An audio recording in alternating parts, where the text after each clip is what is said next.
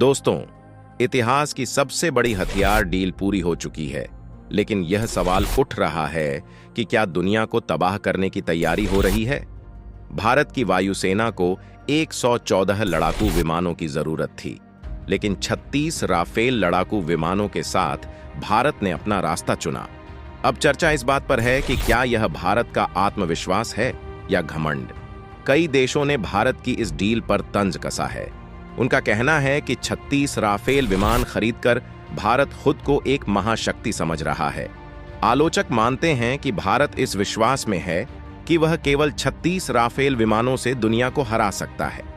वहीं कुछ देशों ने भारत के इस कदम को एक बड़ी चुनौती के रूप में भी देखा है।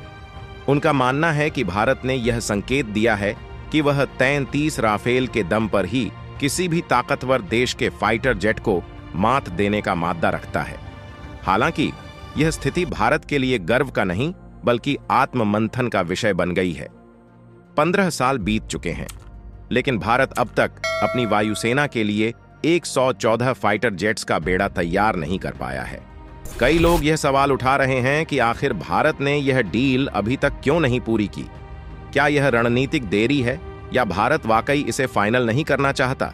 इस मुद्दे पर भारत के आलोचक यह भी कहते हैं कि 36 राफेल फाइटर जेट्स खरीदकर भारत एक रिकॉर्ड सेट करने की कोशिश कर रहा है, लेकिन हकीकत यह है कि भारत अभी भी पुराने और तकनीकी रूप से पिछड़े लड़ाकू विमानों से अपनी सुरक्षा सुनिश्चित कर रहा है।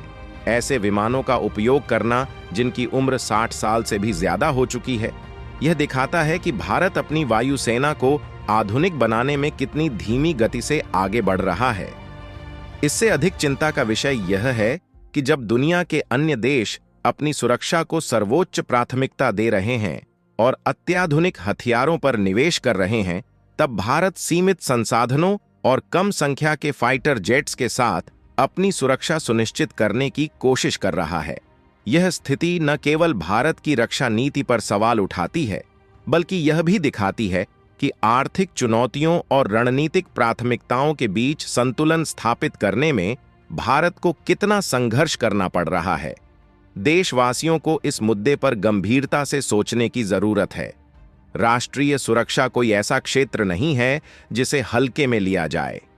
अब समय आ गया है कि भारत अपनी रक्षा नीतियों की समीक्षा करे और यह सुनिश्चित करे कि हमारी वायुसेना को न केवल जरूरत के अनुसार संसाधन मिले, बल्कि आधुनिक तकनीक से भी लैस किया जाए। हमारे देश के बहादुर पायलट अपनी जान की कीमत पर देश की रक्षा कर रहे हैं। इस संदर्भ में तुर्की जैसे देश से हमें सीख लेनी चाहिए, जो संकटों के बावजूद अपनी सैन्य मजबूती और आत्मनिर्भरता का बेहतरीन उदाहरण पेश कर रहा है। 2021 में तुर्की ने घोषणा की थी कि उसके पास दुनिया की दूसरी सबसे बड़ी F-16 लड़ाकू विमानों की फ्लीट है। अमेरिका के बाद तुर्की के पास सबसे अधिक F-16 विमान हैं। हालांकि ये विमान अब पुराने हो रहे थे। ऐसे में तुर्की के पास 2 ही विकल्प थे, या तो इन विमानों को अपग्रेड किया जाए या इन्हें सेवा से हटा दिया जाए। इस चुनौती का समाधान खोजने के लिए तुर्की ने $23 अरब का एक विस्तृत योजना बनाई। इस धनराशि से वह अमेरिका से F-16 विमानों के लिए अत्याधुनिक अपग्रेड किट खरीदना चाहता था। इन अपग्रेड से विमान 4.5 जनरेशन के फाइटर जेट्स में बदल जाते, जिनमें नवीनतम तकनीक और क्षमताएं जुड़ जाती। यह अपग्रेड उन्हें अगले 30 साल तक सक्षम बनाता, लेकिन तुर्की को अमेरिका से यह तकनीक नहीं मिली। रूस और तुर्की के बीच घनिष्ठ संबंधों के चलते अमेरिका ने सैन्य सहयोग देने से इनकार कर दिया और यह डील रद्द हो गई। इसके बावजूद तुर्की ने हार नहीं मानी और अपनी $23 अरब की धनराशि का कुशलता से उपयोग किया। तुर्की ने अपनी तकनीक और संसाधनों पर भरोसा करते हुए खुद का स्टेल्थ फाइटर जेट विकसित करने का निर्णय लिया। अमेरिका से मिली F-25 की आंशिक तकनीक का उपयोग करके उसने अपना विमान तैयार किया। इस विमान का सफल परीक्षण भी हो चुका है। हालांकि इसे पूरी तरह से तैयार होकर बड़े पैमाने पर उत्पादन में आने और वायुसेना में शामिल होने में अभी 5 से 6 साल लगेंगे।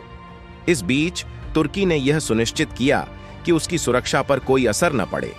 तुर्की का पड़ोसी क्षेत्र बेहद अस्थिर है। सीरिया में लगातार युद्ध चल रहा है। इजरायल और हमास के बीच संघर्ष जारी है।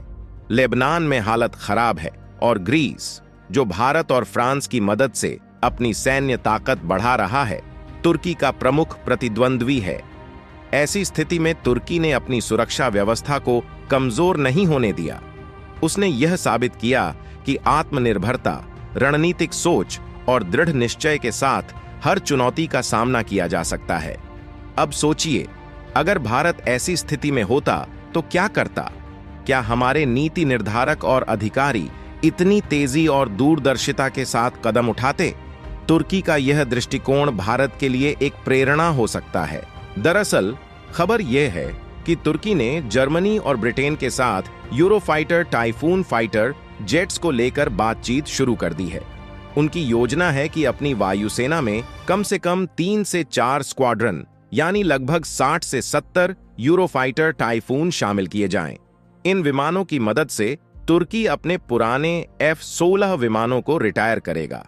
हालांकि F-16 अभी 4 से 5 साल और सेवा में बने रह सकते हैं, लेकिन तुर्की पहले ही इनकी जगह लेने के लिए योजना तैयार कर रहा है।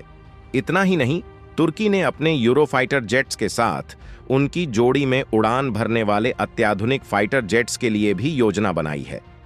यह जोड़ी दुनिया की सबसे शक्तिशाली और खतरनाक फाइटर जेट जोड़ी होगी, जो न केवल दुश्मनों को चुनौती देगी, बल्कि क्षेत्रीय प्रभुत्व स्थापित करने में भी मदद करेगी।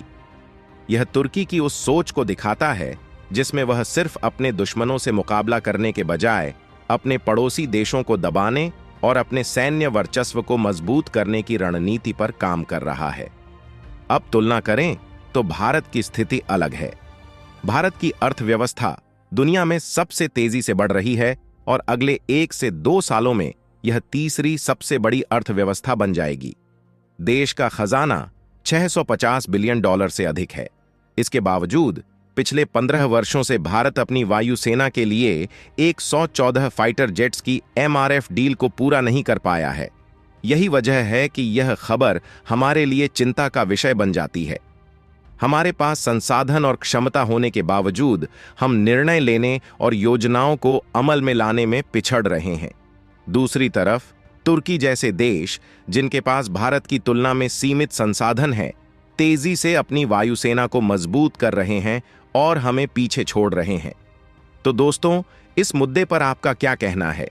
अपने विचार कमेंट बॉक्स में जरूर साझा करें। जय हिंद, जय भारत।